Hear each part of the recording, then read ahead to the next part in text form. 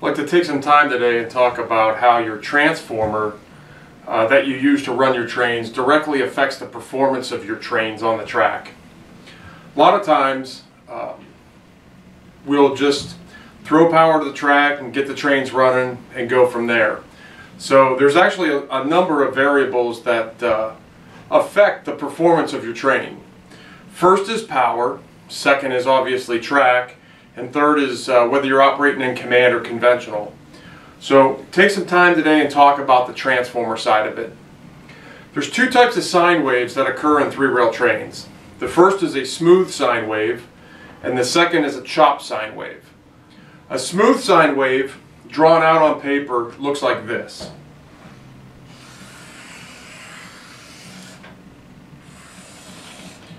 Basically, you have a very smooth sine, this of course being 0, everything above being plus, everything below being minus. A smooth sine wave transformer, which we'll get into later, is anything like a post-war transformer. Post-war 1033, KW, ZW, etc. There's also modern transformers made today by other manufacturers that produce a smooth sine wave. And in just a bit you'll understand why this is so critical to basically getting optimal performance out of your locomotives. The other type of sine wave that we have in the marketplace is called a chopped sine wave. And basically what a chopped sine wave is this. Power comes on up to a peak voltage and then drops down and tapers off. On the negative side it comes down, comes back up again. So a chopped wave versus a smooth wave. Really, what's the difference? Well, let me give you an example. Let's assume that we're operating in a conventional environment and we're running our train at 12 volts. The amount or the volume of the power is represented by this space right in here. So on a smooth sine wave transformer, we are operating at 12 volts. Now, on a chopped sine wave transformer, this area in here is represented as the amount or the volume of 12 volts. But you'll notice the actual peak voltage here is actually 18 volts. Because we're controlling this line here in terms of turning on the power and controlling the size of our sine wave, which controls the amount, this amount here being 12 volts, and this amount here being 12 volts, set by the peak topping out at 12 volts. So on a chopped sine wave transformer, 12 volts still comes on at an 18 volt peak and then bleeds off, and then 4 milliseconds later it comes on again and bleeds off, etc., etc. So to replicate this sine wave at, say, 9 volts, where on a traditional sine wave, or a smooth sine wave, we would have something like this. We would have, let's say this is 12 volts, this area here, and over here this is 18 volts. In this area versus 12 volts in this area. On a chopped sine wave, we're looking at something like this. We're coming up and we're coming down. And this is still an 18 volt peak, and this in here represents 12 volts. On 18 volts, we come up, all the way up and over and down. This area in here represents our 18 volts. And our peak is 18 volts. So on a smooth sine wave transformer and a chopped sine wave transformer, when we're at 18 volts to the track, our peak voltage is the same. When we're operating conventionally and we bring that throttle down on a smooth sine wave transformer, our peak drops to the voltage that we're actually applying, whereas on a chopped sine wave, the peak always stays at 18 volts. And we control the chopped waveform this way to control our amount. In a little while I'm going to show you an actual demonstration of this and why this chopped sine wave versus the smooth sine wave makes a difference in the performance of your engines. We have a 1033 post-war smooth sine wave transformer and a CW80, which is a modern 80 watt 5 amp chop sine wave transformer. I'll show you the difference on the smoke output and how the couplers perform just by having a different peak voltage at a lower voltage, something other than 18. Now, a couple of things you need to understand. Your modern trains have capacitors in them. The job of the capacitor is to store power. That power is stored by that peak voltage. So on a chop sine wave transformer, that 18 volt peak is what's actually storing inside your capacitor. Honestly, the actual voltage that's storing inside your capacitor is actually more than 18 volts. There is something called RMS, root mean square. I don't really want to confuse you with it, but basically you take your 18 volt AC voltage, you multiply it by 1.414. That gives you your root mean square, your top end DC voltage, and that's what's actually storing in your capacitor. So 18 volts AC on the track is really about 26, 27 volts DC that's charging up in your capacitor and maintaining that charge for 4 milliseconds until the next peak. So because your capacitor is charging at a higher voltage as opposed to a lower voltage down here on a smooth wave transformer, there's a huge difference in the performance of the locomotive. But before we get that far, let's talk about what transformers are smooth wave and what transformers are chopped wave. Taking the liberty of writing this down already. So a chopped sine wave transformer would be anything from Lionel, such as the PowerMax 30 or 40 watt transformer that used to come in our entry-level sets a couple years ago. Also includes the CW80, which is the 80 watt transformer that's in all of our sets.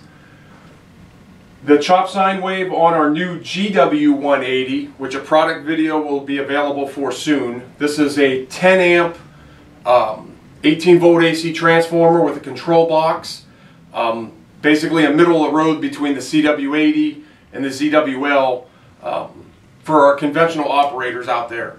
So the GW180, the ZWC, which is the ZW that has the external bricks, the ZWL, which is the new ZW transformer, any TPCs, track power controller 300 or 400, regardless of what transformer you put into it, it'll give you a chopped waveform to the track.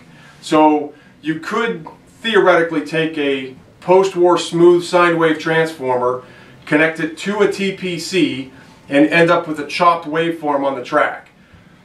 I wouldn't recommend doing that simply because of the lower amperage of the post-war transformer as opposed to the higher amperage of the modern transformers, but we'll get into that later. And then finally, any type of Power Master. We have two Power Masters on the marketplace. The very early ones that we released in about 95 and on, and then a second generation Power Master that actually has a switch on the front that allows you to select between 135 watt or 180 watt powerhouse. Either one of those Power Masters will do effectively the same thing as the TPC, meaning you can put a smooth sine wave in, get a chopped sine wave out. From the competition, the only other three transformers that exist in the marketplace with the chopped sine wave are made by MTH. That'd be the Z500, Z750, and the Z1000. And I'm sorry I don't know what the amperage on those are, but those three transformers are chopped sine wave. Let's talk about smooth sine wave transformers. On our smooth sine wave transformers, we're looking at every single Lionel post-war transformer from the smallest 1010 all the way up to the 275 watt ZW. Everything in between is a smooth sine wave. From MTH, the Z4000 transformer is a smooth sine wave. All the MRC 027 was a pure power 027 and dual power 027 transformers. And then finally, the Right-of-Way Industries 2020 from the late 80s, early 90s is also a smooth sine wave transformer. That basically encompasses the entire transformer selection across the entire marketplace. At least anything that's got some decent amperage, 5 amps or above. Pretty much anything below 5 amps doesn't really qualify as being a a power supply for a train, simply because it doesn't have the power required to run a train. Okay, so I'd like to break a couple, dispel a couple of rumors about post-war ZWs. Let's talk about amperage though for a second. The amount of amperage that you have is really the strength behind the power. So it's one thing to have 18 volts at 5 amps. 18 volts, 5 amps will easily handle 3, maybe 4 dual motored locomotives with DC can motors. 5 amps is going to struggle handling 2 to 3 locomotives with AC pull-more motors. So, in the true spirit of Tim Allen from the small series that they had, I don't even remember what it's called, but nevertheless, in the spirit of having more than enough, let's take a look at how we can get the maximum amount of amperage on our trains, or on our track for our trains. So 20 amps is the most you're going to get out there safely. So we put 20 amps of power to our track with a chopped sine wave using a TPC 400 and 2 180 watt powerhouses. That's going to get us 20 amps of power with the proper circuit protection to prevent any problems from creeping up and haunting us. The second most powerful transformer combination would be the TPC 300 with 235 watt powerhouses. That's going to get us 15 amps on the track with the proper circuit protection. The third most powerful is basically 10 amps. To get 10 amps on a chopped waveform, you're looking at a ZWC, which is the ZW casing with the external powerhouses, the ZWL, or the GW180. Now, smooth sine wave 10 amps is a right-of-way 2020. But from a chopped sine wave perspective, we're looking at basically here up. TPC 400, 2 10 amp bricks, TPC 300, 2 7.5 amp bricks, ZWC, ZWL, GW180. That's going to give you chopped sine wave and maximum amperage.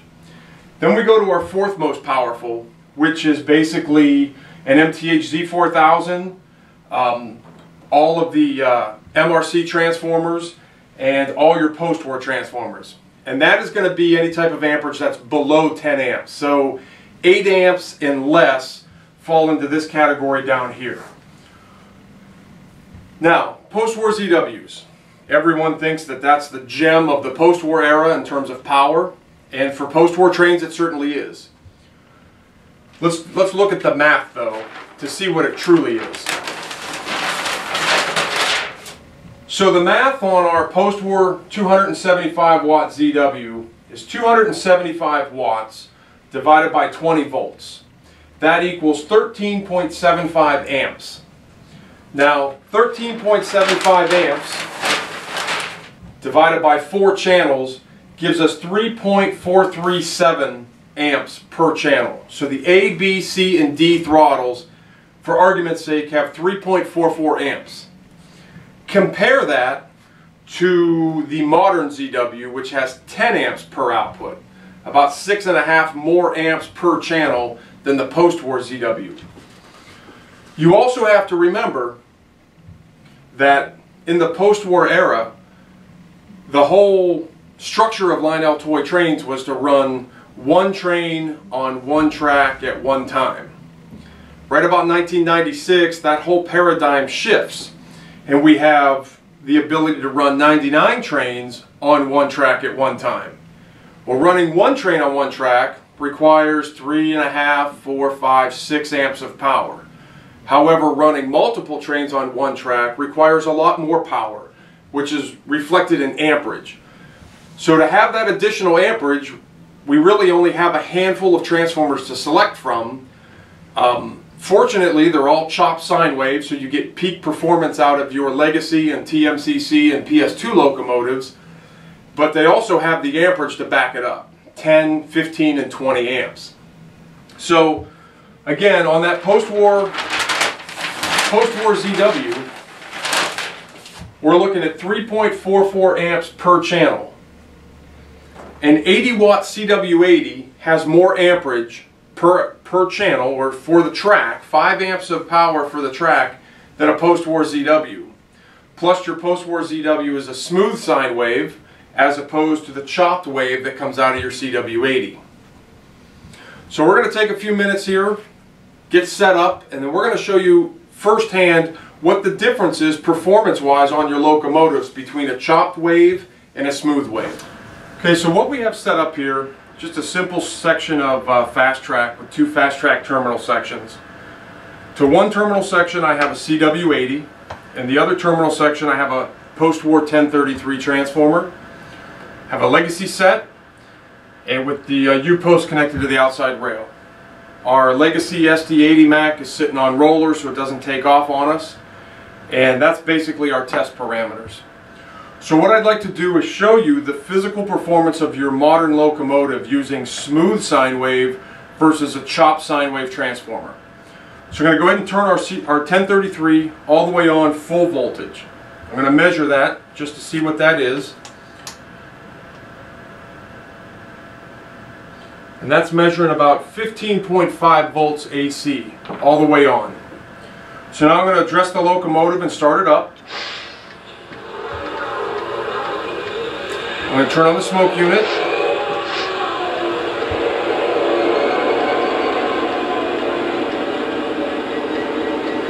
Now you'll notice we got a quick blast of smoke and then it petered off to virtually nothing. What that was is the element inside this modern legacy engine, when you first turn your smoke unit on, it peaks your voltage up and then it drops your voltage down to low. So as this engine sits here, the smoke exhaust out of the stack is pretty sad actually, what you're getting out of here. And what you're actually seeing is that peak voltage of 15.5 volts on that smooth sine wave, and that's what the capacitors are charging themselves at, is that 15.5 volts AC. Another feature, another drawback that you're going to have with the smooth sine wave transformer is your coupler operation. I'm going to go ahead and fire the coil coupler on the back of this engine by hitting the R button. You'll notice nothing actually happens to the coupler. You hear the sound, but there's no actual physical movement of the coupler itself. I'm going to go ahead and start the locomotive running because that actually increases the voltage to the element and spins our fan up a little bit quicker. Not a whole lot happening. Now if this is you at home and you're using a post-war transformer to run your modern legacy locomotive, you're going to call customer service and say, hey, my train doesn't smoke and my couplers don't operate. That's simply not the case.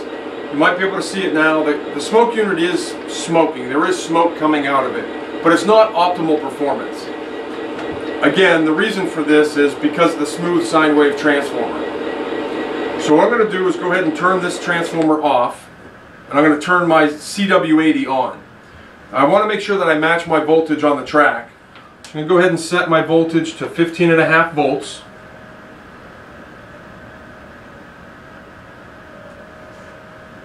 Right there we're at about 15.43 volts, close enough. Now remember, this is a chopped sine wave, so its peak voltage is 18 volts. We've just moved that line over to shorten up the wave so that our amount is 15.5 volts. I'm going to go ahead and address the engine to start it up. Start up the locomotive and turn on my smoke unit. Immediately you see a difference in the output of the smoke of this locomotive. Once again, those capacitors are charging themselves at that 18 volt peak. Even though there's only 15.5 volts on the track, our peak voltage is still 18. So we get good smoke performance out of the engine at idle. If you'll watch this rear coil coupler, you press the rear coupler button, and the coupler physically opens. Again, this is because those capacitors are charging themselves at that much higher voltage peak. So now I'm going to go ahead and start the locomotive running. You'll see even more smoke come out of this locomotive. This is a great visual interpretation of how the smooth sine wave versus the chopped sine wave affects the performance of your locomotives. Now, having a transformer with a smooth sine wave and having a transformer with a chopped sine wave, is it in any way going to negatively affect the electronics in your trains? No.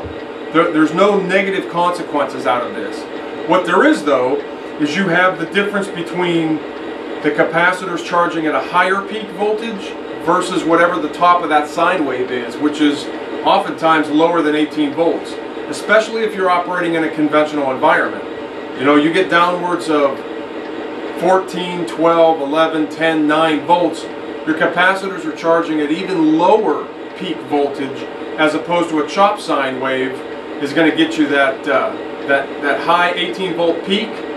And you know, now when you get downwards of 5, 6, 7 volts, yes, your peak is gonna lower on your chop sine wave, but not nearly as drastically as it will on a smooth sine wave transformer. So if you are in the process of purchasing modern legacy locomotives, or you have modern legacy engines or TMCC1 engines, and you have one of the two types of transformers, or both, you have a CW80 or a modern transformer from Lionel, and you also have a post-war transformer, try it at home, try it for yourself. And make sure that you vary your voltages as well. And check it with your voltmeter, and you will actually see a distinct difference in the performance of the smoke and the couplers on your locomotives. Again, track and power have a lot to do with how your locomotives perform on your layouts. So it's very important that you understand what power is going to give you the best results when you operate your trains. And even in a conventional environment, the chop sine wave is going to give your locomotive better performance than that smooth sine wave. So let's quickly recap. What we talked about today was chop sine wave versus smooth sine wave. Chopped wave transformers are, from Lionel, the PowerMax 30 and 40 watt transformers. The CW80, the GW180, the ZWC, ZWL, any transformer connected to a track power controller 300 or track power controller 400, and then any transformer connected to your Power Masters, either the early or the later version. The other chopped sine wave transformers out there from other manufacturers are the MTH Z500, Z750, and Z1000. And I believe the way it works is this is 5 amps, this is 7.5 amps, and I believe this is 8 or 9 amps. I'm really not sure, and I apologize for not knowing. Smooth sine wave transformers. Those are transformers that are made by Lionel through the post-war years. Everything from a 1010 to a 275 watt CW. That includes KWs, Trainmaster transformers, the big slanted face with 2 track and 2 accessory outputs. The MW, the RW, 1045s, 1033s, everything post-war Lionel, and including post-war American Flyer for that matter as well. MTH Z4000 transformer is a smooth sine wave transformer. All of the MRC Pure Power 027 and Dual Power 027s are a smooth sine wave, as well as the Right of Way Industries 2020, which is a 20 amp dual throttle transformer, 2 outputs at 10 amps. When we talk about amperage,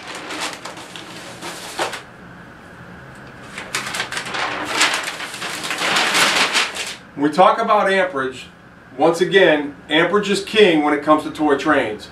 The more amps you have, the more stuff you can run.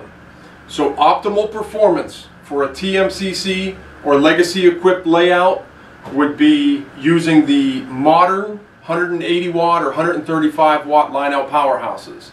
Now those powerhouses themselves put out a smooth sine wave, but coupled to a Power Master, a TPC, or a ZWC, they put out a chop sine wave. Again, that chop sine wave is what we're looking for optimal performance on our locomotives. So amperage, king of the hill, 20 amps on the track, would be a TPC 400 and 280 watt powerhouses, coupled with 280 watt powerhouses for 20 amps of properly circuit protected power to your track. Second best is 15 amps. That's achieved through a TPC 300 and 2 7.5 amp Lionel powerhouses with proper circuit protection to the track. Third choice is 10 amps. You can get 10 amps from a 180 watt powerhouse coupled with a Power Master or a ZWC. The ZWL as well, that's a total output is 36 amps, has that dynamic power sharing that we talked about in the product video. So you got three channels that'll give you 10 amps max and one channel that'll give you 6, and you can use any combination thereof for a total output of 36 amps. Chopped sine wave. From there, pretty much everything down, every other transformer out there is lower in amperage than 10 amps. You've got the MTH Z4000, which is basically 8 amps to the track on a smooth sine wave. The Right-of-Way 2020, which is 10 amps smooth sine wave. And it goes down from there. MRC, post-war transformers, etc. So to get the maximum amount of amperage on your track, 20 or 15 amps is TPCs and powerhouses. That combination is going to give you optimal amperage on your track to run just about anything you want simultaneously. Now, one little side note, if you're a DCS operator and you're using a track interface unit to put that digital signal on your center rail, you do need to know that you cannot put any more than 10 amps into your TIU. However, you can put your TIU in passive mode, which means that you're simply using the TIU to generate the DCS signal, but you're not controlling any track power in there. And the way that that works is pretty simple. You have your, let's assume you have your TPC with your 280 watt powerhouses.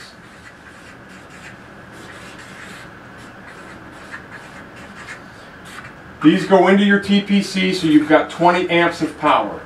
Coming out, you have A and you have U, hot and ground. You take your TIU, you've got out 1, 2, 3, and 4. 3 and 4 are variable. You set that in the remote to fixed outputs. And this is fixed here, I'm sorry.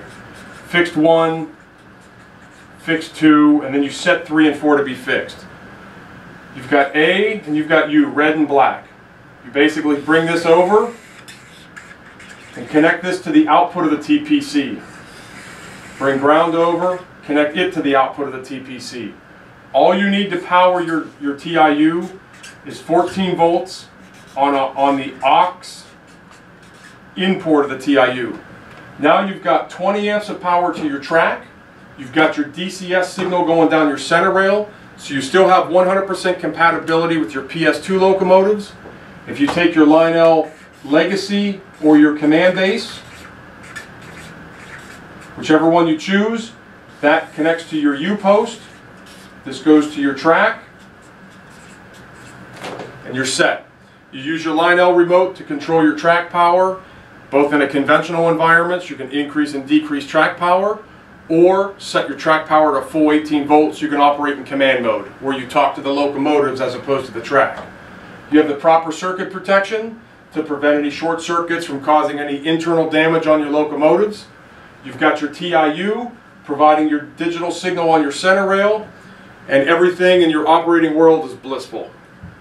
Thank you for joining us today, and if you have any questions, please feel free to email us at talktous@lionel.com. Thank you for your time.